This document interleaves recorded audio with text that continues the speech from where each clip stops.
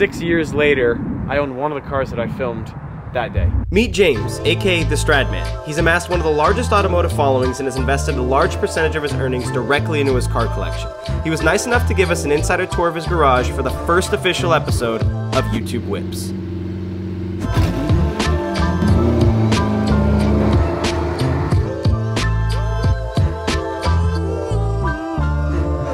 We're here in the beautiful area of Salt Lake City, Utah with Mr. Stradman himself, James. We're gonna be going through most, if not as many as we can, of his 16 or 17 or 15 or 18 vehicles. That's fair. That sums it up, absolutely. So we're at his home, where some of his main vehicles are, including a Murcielago, VEYRON, 2 Aventadors, Gladiator, a T-Rex, and a Mini Countach.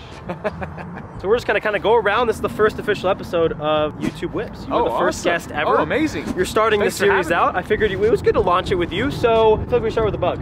Yes. The goal of today's episode is at least to tell us some things about some cars that people might not know. This is kind of the flagship. I mean, everyone wants a Bugatti. Oh, absolutely, yeah. I've heard your story before. I'm sure a lot of people have heard your story. I'm sure you never thought you'd own a Bugatti. No. You were living in a garage at one point. What's the story with this? How did it feel to buy it? Yeah. Talk to us. So 2008 VEYRON, 1,000 horsepower.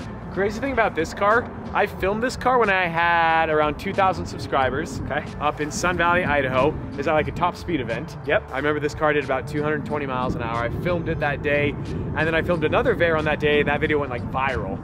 And it was that video in particular that made me realize the potential of YouTube. Correct. And so it's so crazy how like 6 years later, I own one of the cars that I filmed that day. Because of the thing that it helped you realize could be so big. Exactly, exactly. Yeah, so this is like complete dream come true. You know, fastest car in the world when it came out. It's got 4 turbos, price tag over $1 million. The car is unlike any other car. It sounds like a jet getting ready to take off. It's such an amazing car. This car is for sale just because I've had so much fun with it. Hit the promo, dude. Hit the promo. Yeah, hit a sale. Yeah. Hit a sale. If somebody wants to buy this, let me know. Yeah, it's an incredible car. It's a VEYRON. It's a Bugatti. The one question I'm going to use this car for, which I always talk to you about because I've experienced it on a really minor level. You seem like someone who hasn't experienced as bad as you should have. Are you numb to cars yet? Scale 1 to 10, 10 being most numb? Yes. Probably like 7. So you're getting there? Yeah. And the thing is, like, I've loved cars my entire life. And so every time I drive my Aventador, I drive my Bugatti, it's still an incredible experience. One thing I've found is that it's so much fun to take people for a ride who've never experienced it, because then it kind of takes me back to that first moment I owned a VEYRON, the first time I drove a Lamborghini. Yeah. So I love sharing the cars for that reason, because unfortunately it is human nature, you kind of get numb to things. Yeah. Moving on to probably the most rare car in your collection. I think so. This is a 40th anniversary Murcielago. So there's only 50 of these in the world. All 50 are painted in this color. It's called Verde Artemis, which is one of my favorite colors ever. The car is filthy because I actually do drive this car a lot. This one's number 19 out of 50. And so it is extremely rare. I saw 40th anniversary when I was probably 14 or 15 years old. First Murcielago I ever saw in Oregon. You probably had no idea, or did you have an idea? I knew exactly what it was. I knew exactly Look what at me it making was. false assumptions. Yeah, but ever since then, the 40th anniversary has always been one of my favorites, just because I have that like childhood connection. That's really kind of like all the cars I sort of have that childhood connection to. That's really why I buy the cars that I do.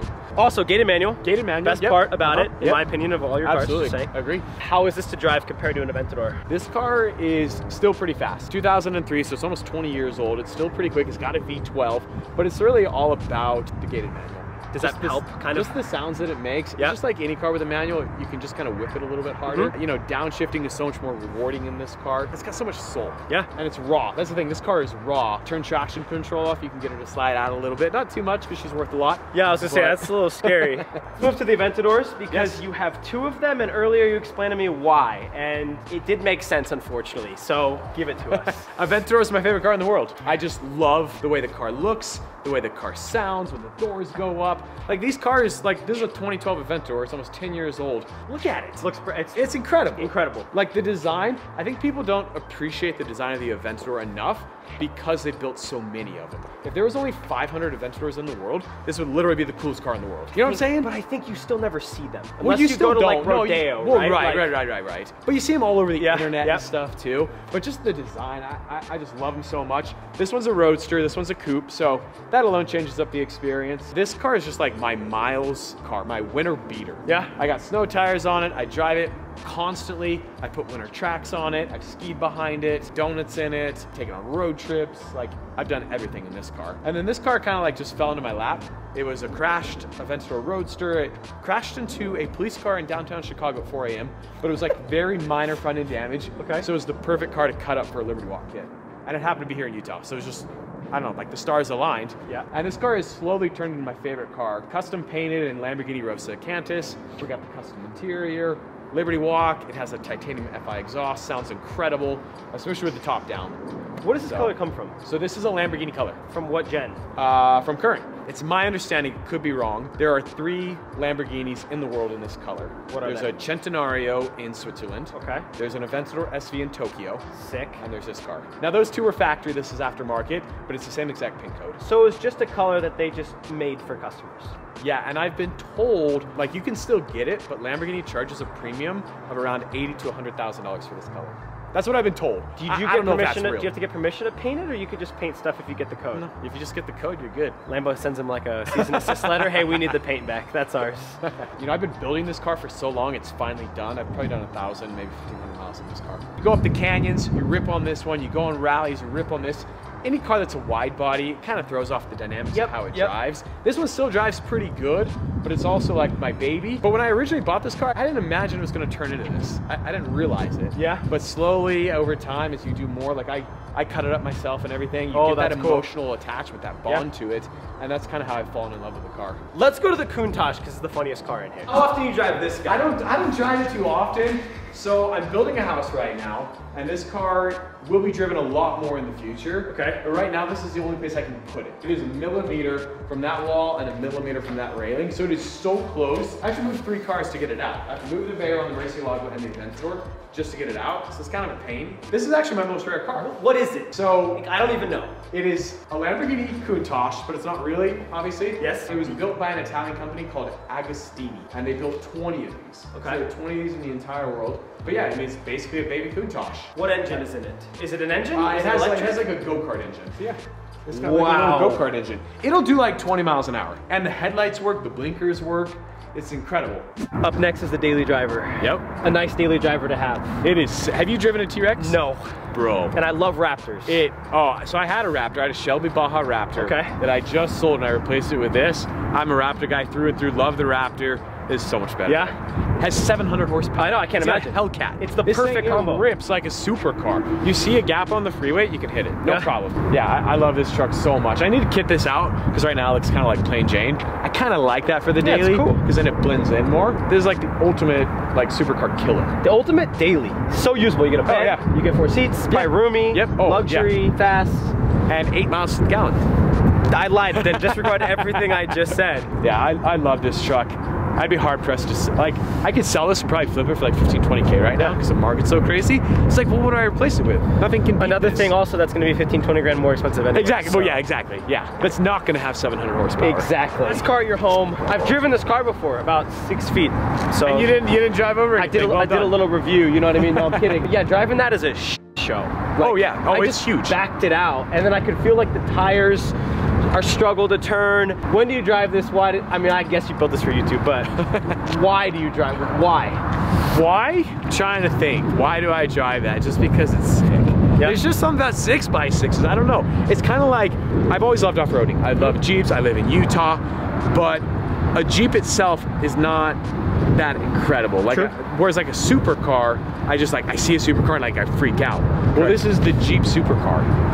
I think 6x6s, I'm even gonna take it a step further. In my head, I correlate them in like a hypercar realm. For some reason. It's true. If I see a Chiron and a 6x6, they kind of go hand in hand in this weird way. Yeah. So I get that. And do you enjoy driving it, or is it just It actually drives pretty well. I haven't driven it a ton. I haven't off-roaded it quite yet. It's still like a pre-production prototype. Okay. Like we put a lot of hours into designing this thing, building this thing, and now that it's done, we're just putting miles on it to see how she does. Hey guys, watch this. When the school bus comes by, watch how much size comparison. The school bus is not much bigger. They're not that far off. Is that because the frame is, you don't know how the frame will handle off-roading? Basically, yeah. Strength-wise? Yeah, exactly. Yeah, so we're just sort of like slowly making adjustments and modifications to it to make it better and better and better before we go wheel it So too you hard. want to off-road this car? Oh, absolutely. That's the goal. Now that being said, obviously being a 6x6, we actually made it worse off-road. That's what I'm thinking, yeah. 4x4, but it's still very capable. I mean, it has locking differentials. It's a full 6x6, like it's got 6-wheel drive. So it's still somewhat capable, and Utah is like the off-road capital of the world, so we gotta go see what she can do. I took my Urus off-roading one time, and that was a disaster. Yes. I think this will do a little bit better than a Urus. Yeah, I don't think Uruses were built for the... They advertise it. So. Lamborghini advertised it all over. That's why they have you take it up a ski slope on flat ground and snow and not rocks, but... Let's head to the warehouse. Let's do it. I've never been to any of these places, so this is all new to me. So these are his poor people cars, as he likes to call it. I did. No, you came up with that. As I call it. The Strad warehouse. We're gonna call it that. I just need to give it a name. Does it have a name? I just call it the warehouse, but yeah, the Strad warehouse is better. Yeah, self-explanatory. Now, there's some cars in here that are not his. He was kind of just explaining to me. There's a NASCAR. What is that? Fox Body Mustang that my buddy Stefan owns. People are gonna get so mad at me because people love those. I know that. That is the donk. That is actually yours. I forget that's yours. Yeah. So we're gonna talk about. You should be hyped about the donk. No, I'm the most. 28s. We're gonna save it for the end because it's so exciting. Do you know I get in arguments about this car all the time? What side of the argument are you on? I'm on the RSQ8 side of the argument. Oh, it's a Lamborghini. Dude, RSQ8? Who even is this guy? No, I'd rather have 2 of those with a different badge than 1 with your cool little badge you like.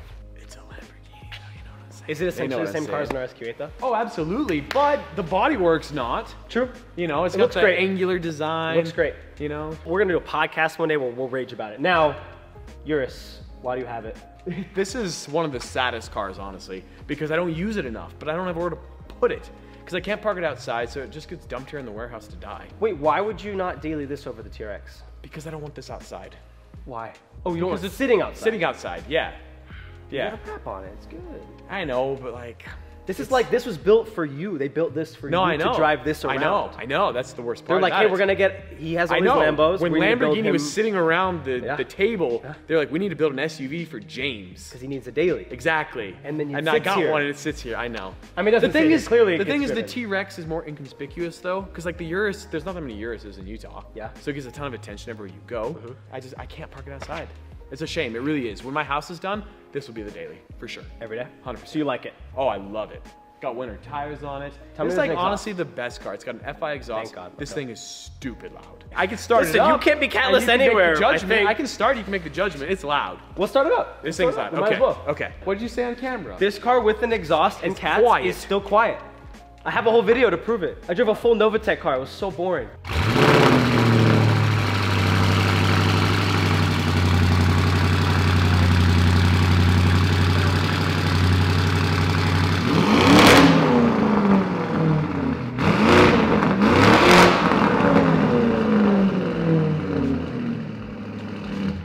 It makes a point. This is a point. How was that? It was good, but I bet you $1 million there's no kitties in there, are there? I'm pro kitten though. I'm pro kitten. RSQ8 don't sound like that, but actually it probably could. It does the sound exact same pretty much exhaust. the exact same. Yeah. I will say though, we'll give a shout out. My favorite like production exhaust is FI. I always like FIs. The best. They sound I've dealt with them before. Good. They're great. So good. My 458 has FI. Sounds incredible also. Anytime they don't make an FI exhaust for my car, I get sad. I know. Well, I had to make one for my C8 Corvette, which is unfortunately not here. They made one for it? Yeah, yeah. That's pretty cool. Yeah, so I'm like 001 or whatever. Yeah. So now you can buy it. So I'm like the guinea pig. Oh. Yeah. Yeah. Okay. So you have the Urus. Yep. I mean, that's just self-explanatory. So this was owned by Post Malone, which was cool. Cool. Yep. What's rare about this one?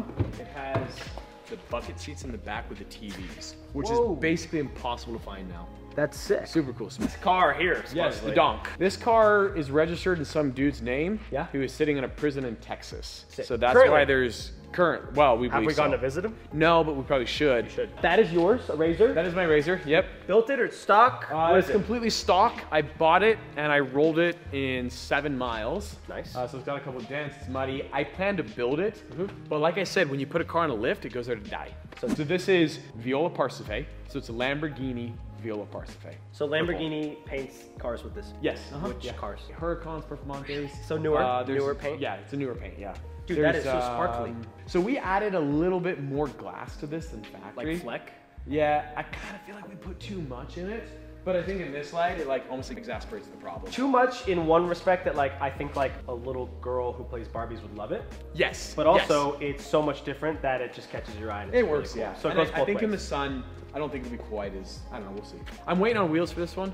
That's kind of why it looks a little What are we sitting on? Just stock? I'm sitting. Oh, yeah. Amelia, same thing. I saw hers the other day. And I'm like, Wheels, 3-piece wheels are impossible to get right now. My C8 Corvette, same thing.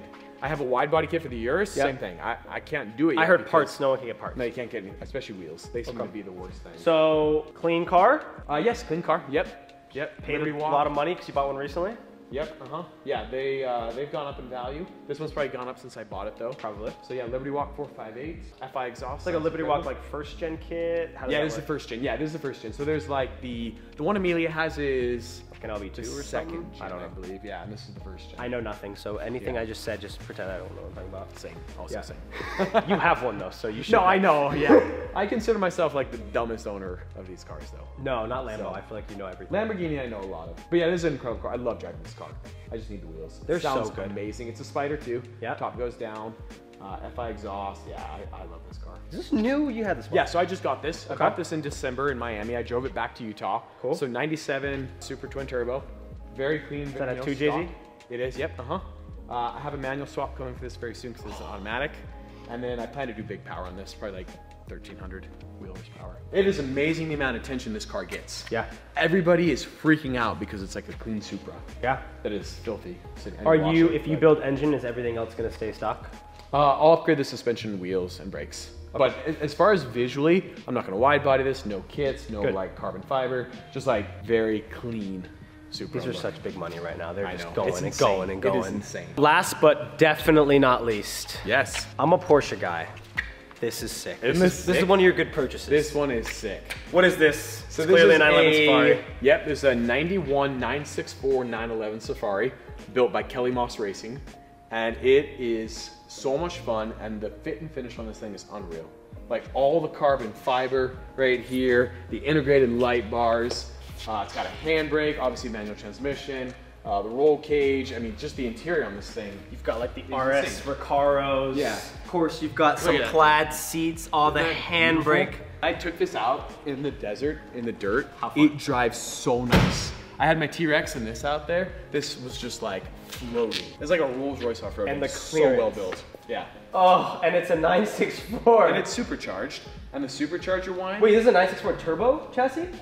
Supercharged. I feel so guilty driving this because it's so well built. It's like a showpiece, it's like a museum piece, but it's also built to rally. But they could always fix it for you. They could always just put it right back. This This is your first Porsche? It is my first Porsche. Yeah. Imagine your first Porsche being a safari car. I don't know though, like when you buy a Porsche, you get hooked. You always want Porsche. Yeah. This might be a weird one. I don't know if like you're gonna drive this, but like I really want a GT3 for the street. You know what I mean? Like right, yeah. I don't know, but I think it will. Every time I drive a Porsche, I'm always reminded they're the best engineered, best built cars in the world, by far. Like just the way the shifter, how you, when you change gears, the steering response, closing and opening the door, like every single detail, they're the best built cars in the world. This could be one of my favorite cars in your collection. You have a lot of expensive cars. This car is gonna be worth a lot of money someday.